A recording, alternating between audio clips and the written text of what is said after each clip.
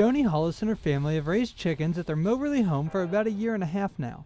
Our kids love our chickens. They do. We go out every couple of days and we have chicken time with them where we pet them and we hold them and they eat out of our hands. She says the chickens help teach the children responsibility and how to be self-sustaining. The family is currently working with the city to put an ordinance in place which allows chickens to be raised in residential areas. Currently, that is not allowed. Zoning currently prohibits keeping of chickens in residential neighborhoods, and so we have a request for that from several people to retain chickens. They are currently keeping chickens in city limits, and they want to have something formal that allows that.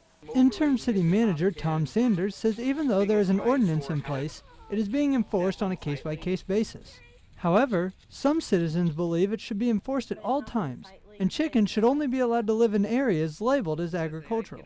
I don't believe that they belong in the city limits. I live in the city limits because I don't want livestock in town. Barb Downing lived on a farm as a child and now has lived in the city for over 30 years. She spoke in opposition to a possible ordinance change at the last council meeting because she says she doesn't want chickens possibly running wild around the neighborhood and devaluing her home.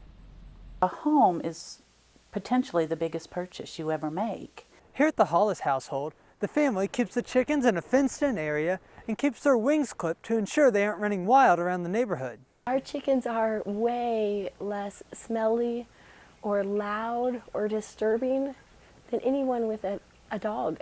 Hollis says she isn't asking to keep a ton of chickens, but just enough for her family. I'm not asking for a lot, I'm just asking for the ability to raise my family healthfully.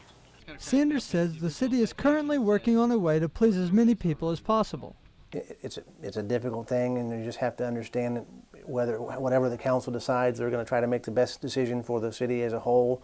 Until the city comes to a resolution over the issue, Sanders says the ordinance will only be enforced if a complaint is issued.